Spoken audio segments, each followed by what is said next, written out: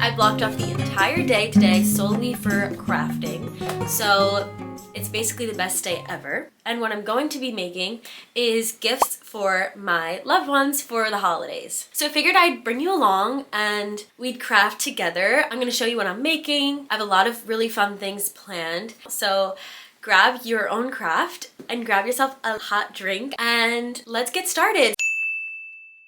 So the first thing that I'm gonna be making is I'm basically gonna make a replica of this bag that I already had, and I'm gonna make it out of this really pretty fabric. I've already quilted each piece of fabric. This is gonna be the outside and this is gonna be the inside. And I'm making this for a white elephant that I'm doing at work. Last year I made oven mitts and an apron and they went over great. So now I sort of have this reputation that I'm gonna sew something every year for the white elephant, and I'm not mad about that. So that's what I'm doing. I don't have a specific pattern for this, but I got this bag at a flea market in Manhattan. I see these everywhere. You've probably seen them too. They're like Indian block printed bags, and I just loved this print, so I had to buy it. And all I did was I just measured each piece. I added like an inch for seam allowance and I cut out all the pieces with the fabric that I had. And then I just used this batting, but this is always good to have on hand because it just comes in handy for so many things, especially with quilting. I'm definitely on a time crunch because the white elephant is tomorrow and we still do not have a bag at the moment. But I also saved time by reducing the amount of stitching. I did mine every inch or so. You can probably see better here, but I did it about every inch or so. I'm really excited. All I really have to do now is attach all the pieces together and add the binding. You can really find inspiration anywhere, and you really don't need to buy a pattern for every single thing. You can copy things. This is a very simple design, so it's really easy to copy. It's really good for your ability to sort of deconstruct something, and it's good practice for figuring out how things are made. The hair is pulled back so you know we're getting to work. I'm just gonna start by adding the bias tape. I bought a ton of this blue bias tape for all the edges. For the straps, I am just adding it same as the original bag. This is what it's looking like, if you can even see that. But I'm just gonna get going on this. I find the challenge of making something based on a pre-existing item really satisfying and gratifying because you have to do a little bit more thinking than if you were to just follow a pattern. I also think that following a pattern is a great way to learn and to get a really good product, but coming up with something based on something else or even based on like just a photo is really fun. I actually made this shirt based on a top I saw online that I really wanted, but it was really expensive.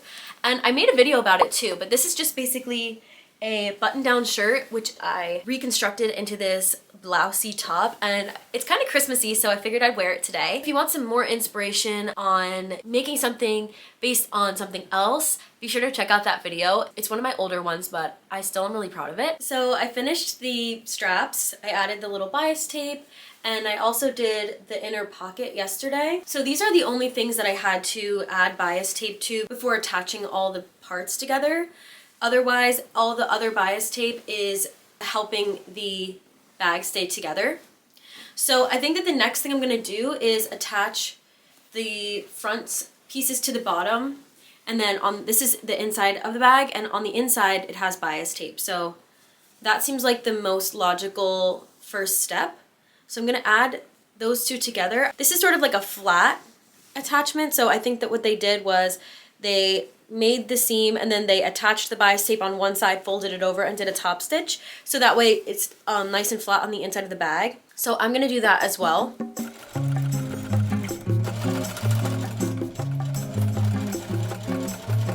A lint roller is a great sewing tool that is like not a sewing tool, I guess, because it really helps you get all the extra threads off, especially if you have to seam rip something and you get all those tiny little threads. And you don't have to worry about picking them painstakingly by hand or having like a messy project. If you don't have a lint roller, you should definitely add it to your repertoire. This is taking me a long time because I feel like I'm being such a perfectionist, but here I didn't really grab enough of the edge. You can see this stitch that's holding two pieces together.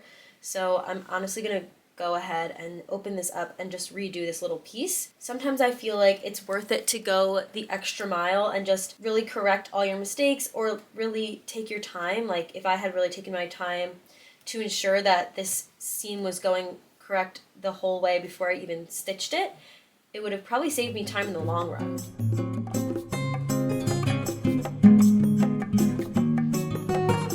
Kitty cat break. Sometimes you just gotta do it, right?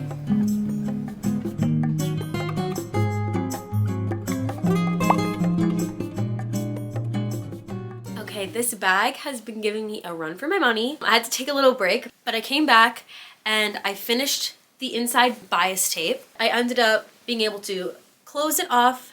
The last step for the body is to add a bias tape around the edge. I'm really happy with how this is coming out so far. I was having a problem with my needles breaking in the last video, and someone recommended quilting needles and a walking foot.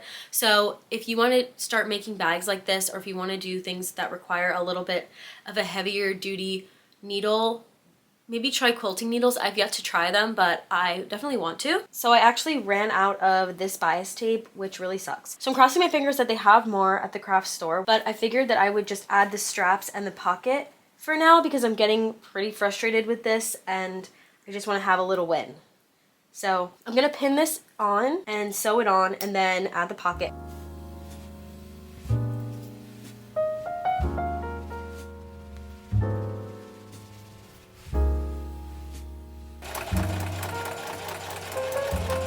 Okay, huge updates in the sewing corner. It's much later, but I managed to get the bias tape on the sides of the bag and I started attaching the handle, but I realized that when I used the blue on the inside, it just is not looking good. So I'm gonna redo the strap with white bobbin thread and blue top thread, and that should fix the problem. But now I'm just going to do the straps, hopefully attach the pocket as well, and I'll show you the finished product once it's all done. She's done! So I finally finished the bag. I'm really pleased with how it turned out.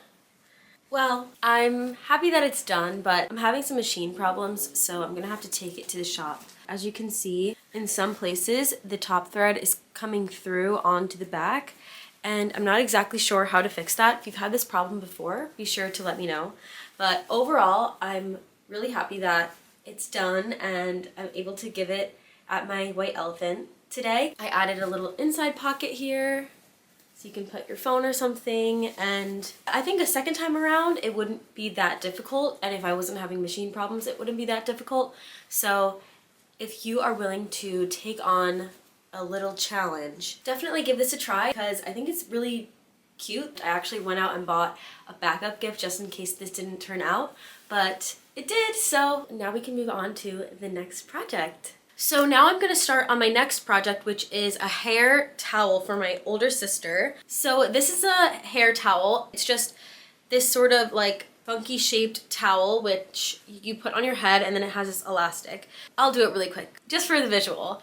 So it's kind of a look, but this is what my sister wanted for Christmas. She didn't want just the towel, she actually really wants a matching robe and hair towel. So I really wanted to make that for her because online they are just ridiculously priced and I think it would be kind of fun to make a robe. So I did a little bit of shopping and there was really nothing that I felt I could make a really good matching robe and hair towel with, but I did find a really nice robe and I just couldn't pass it up. It's a gorgeous sort of plum purpley color and I'm just gonna put it on just to show you guys. It's just so soft and I was like, I really don't think I can make anything this nice myself, to be honest. So I was like, okay, oh, it is so comfy. She's gonna love it. But this is the robe I'm gonna give to my sister. And I decided, okay, let me just see if I can find a towel that matches this robe. So of course I couldn't find a towel that matched the color correctly, but I did find this really pretty towel. I feel like they kind of have a similar vibe, if you will.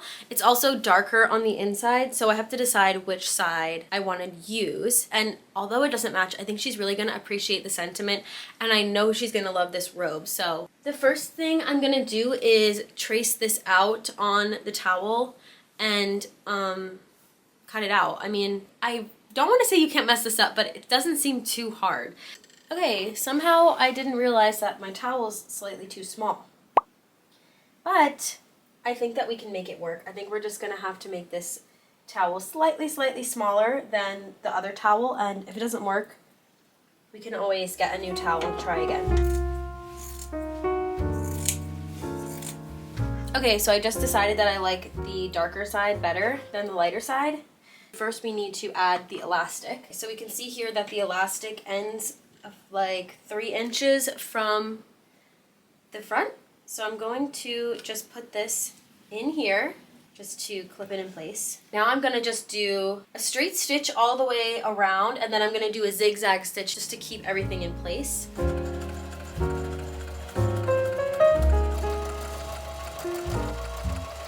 Let's try it on and see if it works. It worked! And that's literally all you need to do to make this super cute hair towel. So here's the final set with the robe and the hair towel. I know that they're not matching perfectly, but I think that this is a really nice set that feels like it goes together. So I think that my sister is really going to like this. So if you've been wanting to try a hair towel out like this and you have some old towels laying around, you can easily try it because it's really not that hard.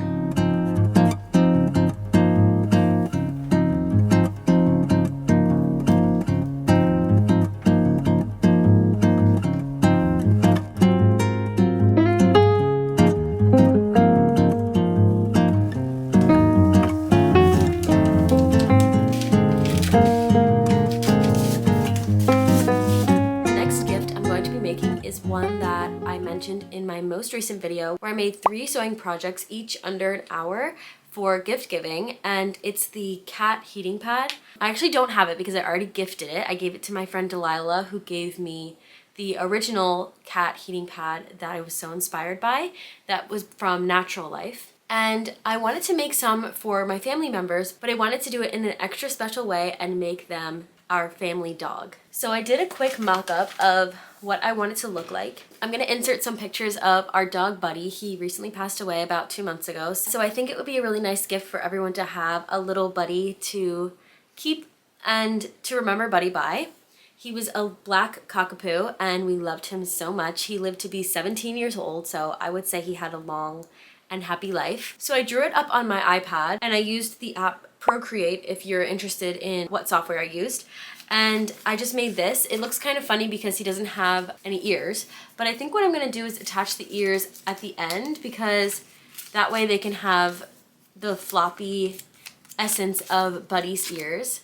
And then I'm gonna tie a little ribbon around his neck. In my last video, I got a lot of comments saying that you shouldn't use synthetic fabrics for a project that goes into the microwave, which I totally agree with. I did already buy this polyester fabric, and the original cat heating pad that is from Natural Life is also made of polyester. So I am gonna make them with this fabric, but I am gonna let my family know to heat it in small increments or don't heat it at all. It's still really nice as a weighted stuffed animal, but I don't want this fabric to go to waste, and I bought it quite a bit ago, so I am going to use it. I'm gonna make 1 Buddy just to start to see how it comes out, and then I'm eventually going to make 4 more. There's 5 people in my family, including myself, and obviously I want a Buddy as well. So first I'm gonna cut out this fabric, and then we can get started on adding the face and all that fun stuff.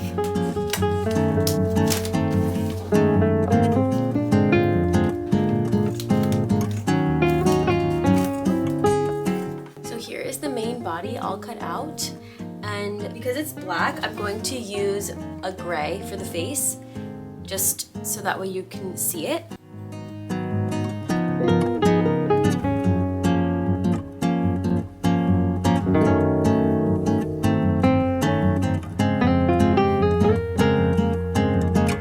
Before I sew this together, I just wanted to remind you that this is a sewing pattern that you can definitely make without a sewing machine. You can stitch by hand around the cat or dog. It might be a little bit more time consuming, but I know that some people don't have a sewing machine and they still want to be able to sew handmade gifts. So this is a project that you can definitely do without a sewing machine.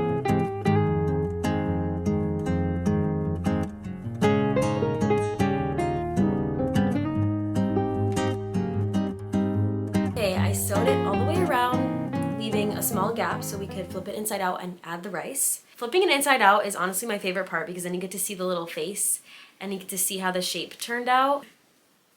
Here he is.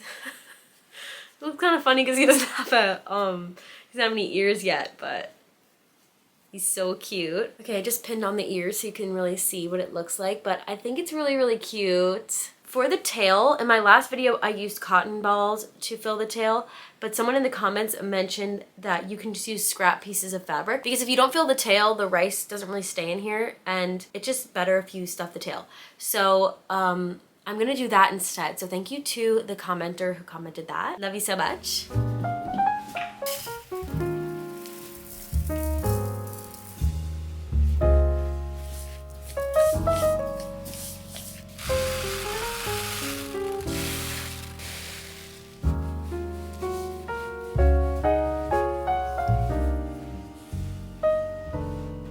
So here is Buddy, all filled up. I filled him with rice that I put lavender in, and then the last step is just gonna be to attach his ears, close up his back, and I'm gonna put a little ribbon around his neck. You can see that the legs are not the same size. At first I was gonna make the back legs small like the front leg, but I think it's more comfortable if the legs are a little bit thicker. So I'm gonna make sure to make the front leg thick like the back leg. And his tail was not this long, so I'm gonna make the tail probably half as big. He had like a tiny little nub tail. So I'm gonna close him up and then we can analyze the final first draft of Buddy. Doo-doo-doo.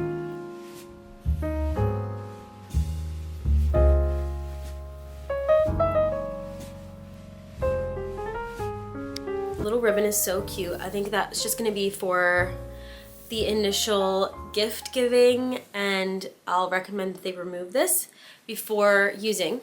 He's charming, right? I really like him. He has the Buddy essence. So the next thing I'm gonna do for my buddies is I'm going to cut out 4 sets of the body pieces and embroider the faces. I'm just gonna make them all at once so that it's just a quick and easy process.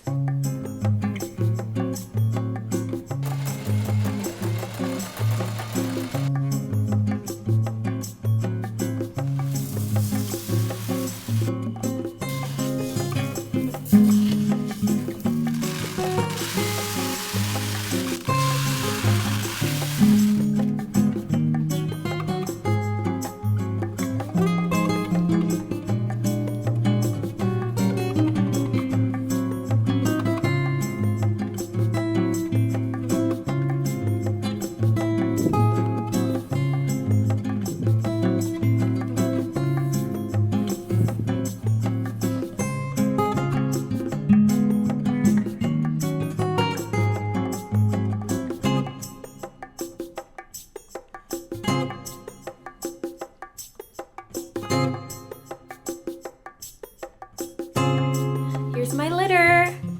All the doggies are done.